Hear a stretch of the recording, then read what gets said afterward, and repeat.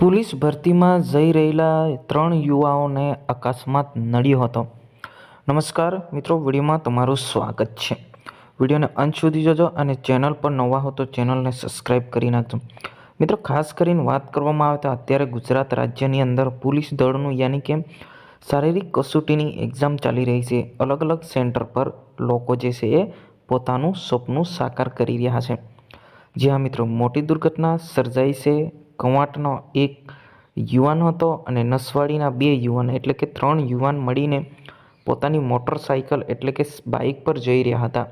ત્યારે બોડેલીથી થોડુંક આગળ જાંબુરોડા અને બોડેલી હાલોલ હાઈવે પર મોટો અકસ્માત નડ્યો હતો.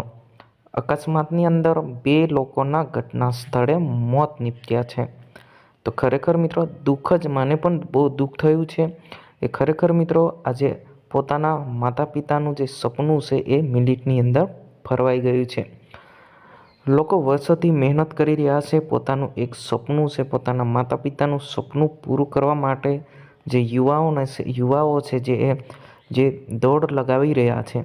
પરંતુ જે આ યુવાનની કિસ્મતમાં જે કંઈક અલગ લખાયું હતું જે એમને લઈ લીધા છે. જી હા મિત્રો, વાત કરવામાં આવે તો આ ગઈકાલે લગભગ 4 વાગ્યાની આજુબાજુ આ જે ઘટના બની છે. દુઃખદ ઘટના છે મિત્રો. આપણે ઘણી બધી વિડીયો આવી જોઈ રહ્યા છે. તે અમારી ચેનલ પર નવા હો તો ચેનલને સબસ્ક્રાઈબ કરી નાખજો.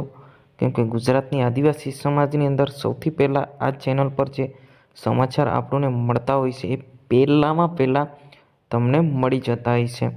તો મિત્રો, આ દુઃખ સાથે વિડીયો બનાવવું પડ્યું.